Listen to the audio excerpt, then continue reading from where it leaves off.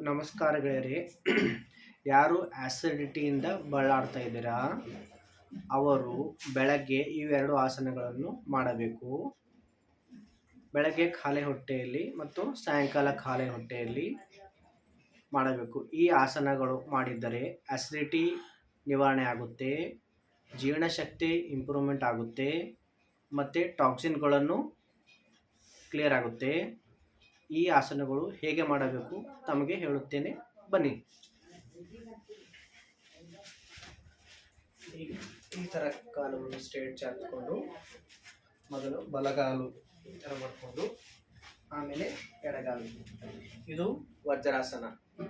ಇದು 30 ನಿಮಿಷ ತನಕ ಮಾಡಬಹುದು. ಇದು ಆಸನ ಒಂದೇ ಒಂದು ಆಸನ. ಅಂದರೆ ಊಟ ಆದ ನಂತರ ಮಾಡೋದಂದರೆ ಇದು ವಜ್ರಾಸನ. ಊಟ ಆದ ನಂತರ ಕೂಡ ನೀವು 30 ನಿಮಿಷವರೆಗೆ ವಜ್ರಾಸನದಲ್ಲಿ ಕುಳಿತುಕೊಳ್ಬೋದು. ಡೈಜೆಷನ್ ಪವರ್ ಇಂಪ್ರೂವ್ಮೆಂಟ್ ಆಗುತ್ತೆ ಮತ್ತು ಬ್ಲಡ್ ಸರ್ಕ್ಯುಲೇಷನ್ ತುಂಬ ಚೆನ್ನಾಗಿರುತ್ತೆ. ಮತ್ತು ಇನ್ನೊಂದು ಆಸನ ಹೇಳ್ತೇನೆ, ಪವನ ಮುಕ್ತಾಸನ. ಕಾಲುಗಳನ್ನು ಈ ಥರ ಚಾಚಿಕೊಂಡು ಈ ಥರ ಪೂರ ಮಾಡಿಕೊಂಡು ಎರಡು ಕೈಗಳನ್ನು ಈ ಥರ ಲಾಕ್ ಮಾಡಿಕೊಂಡು ಉಸಿರು ತೆಗೆದುಕೊಳ್ತಾ ಮೇಲೆ ಬರಬೇಕು. ಇಲ್ಲಿ ಸಹಜವಾದ ಉಸಿರನ್ನು ಆಡುತ್ತಾ 30 ಸೆಕೆಂಡ್ ಕೂಡ ಮಾಡ್ಬೋದು. ಆಮೇಲೆ ಬಿಡಬೇಕು. ಈ ಥರ ಮಾಡ್ಬೋದು.